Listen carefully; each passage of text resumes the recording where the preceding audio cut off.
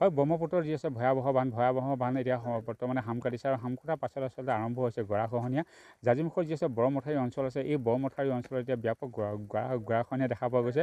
আৰু জাঁজিমুখ প্লেটফৰ্মৰ পৰা লুইতপুৰীয়ালৈ যি আচলতে পথ আছে, সেই পথছোৱা কিন্তু বহু অংশ আচলতে ব্ৰহ্মপুত্ৰৰ যি আছে বাঢ়নী পানী, সেই বাঢ়নী পানী বহু ঠাইত আচলতে ছিগি গৈছে। আৰু ছিগি যোৱাৰ পাছত এতিয়া দেখা গৈছে যে গৰাখহনীয়া হৈছে। মোৰ সতীৰ্থক মই দেখাবলৈ চেষ্টা কৰিম। এই যি আচলতে পথ, এই আচলতে পথছোৱা কিন্তু বহু অংশ আচলতে এতিয়া নৈ আচলতে খহাই লৈ গৈছে। ব্ৰহ্মপুত্ৰৰ যি আচলতে গৰাখহনীয়া, সেই আচলতে গৰাখহনীয়া কবলত পৰিছে। আৰু এটা কথা ক'ব লাগিব, ইয়াতে যিসকল স্থানীয় ৰাইজ আছে, স্থানীয় ৰাইজসকলে তেওঁলোকে যি আচলতে তেওঁলোকে নিজে আচলতে যি আছে গছৰ ডালপাত, সেই ডালপাত পেলাই আচলতে তেওঁলোকে ইয়াতে গৰাখহনীয়া ৰোধ হোৱাৰ আচলতে প্ৰচেষ্টা চলাইছে। মই যিসকল স্থানীয় লোক আছে তেওঁলোকৰ সৈতে কথা পাতিব বিচাৰিম।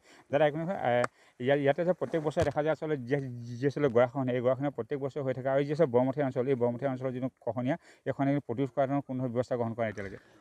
চাওক, এই বৰমথাৰি বুলিয়ে নহয়, আপাৰ চকুনপৰাৰ পৰা জাঁজিমুখ হাতীখাললৈকে ইয়াত গৰাখহনীয়াটো আচলতে নতুন কথা নহয়।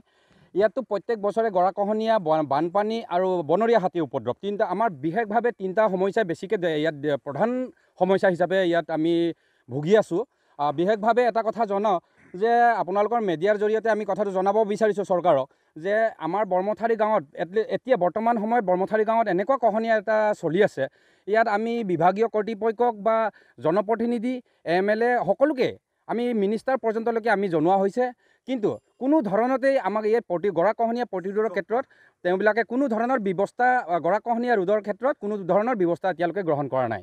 আৰু ভৱিষ্যতে মই চৰকাৰ প্ৰশাসনক এটা কথা আহ্বান জনাব বিচাৰিছোঁ যে যদি আমাৰ এই চোৱাত যদি আৰু খুব বেছি আপোনালোকে দেখিবলৈ পাইছে ৰাস্তাটোতো 40% মান ৰাস্তাত মানে ফাটি আছে, জাষ্ট গৰাত মানে কহি যাবৰ কাৰণে ৰৈ আছে।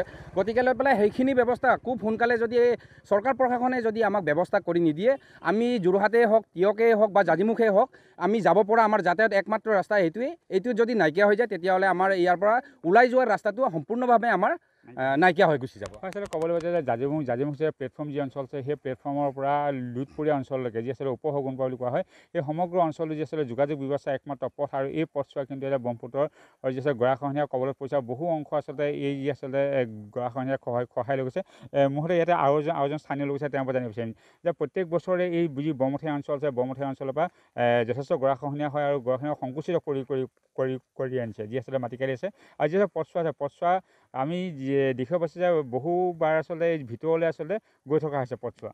হয়, মই এতিয়া আপোনালোকে নিশ্চয় দেখিছেই, মিডিয়া বন্ধুবৰ্গসকল নিশ্চয় দেখিছে, এই পথছোৱাটো একেবাৰে নাই। আৰু এই পথছোৱা নাই মানে আমাৰ এতিয়া বহিৰ্জগতৰ লগত যোগাযোগ নাই। আৰু আপাৰ চকুনপৰাৰ পৰা যিটো জাঁজিমুখলৈ 6-7খন গাঁও, এতিয়া বিশেষ এটা ৰোগীকো আমি নিব নোৱাৰোঁ, আধা ৰাস্তাতে আমি হেৰুৱাব লাগিব, তেনেকুৱা পৰ্যায়ত আমাৰ হৈ আছে।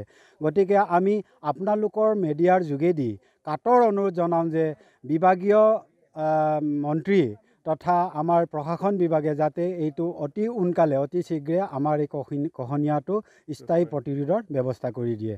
আচলতে যি আচলতে গৰাখহনীয়া আছে, এই গৰাখহনীয়া প্ৰত্যেক বছৰে আচলতে হৈ আহিছে। আৰু এই প্ৰত্যেক বছৰে এই যে ব্ৰহ্মথাৰি অঞ্চল যি আছে গৰাখহনীয়া, এই গৰাখহনীয়া প্ৰতিৰোধ কৰিবৰ বাবে জলসম্পদ বিভাগক বহুবাৰ নিবেদন জনোৱা হৈছে যদিও কিন্তু কোনো ধৰণৰ কাণ সাৰ কৰা নাই জলসম্পদ বিভাগে।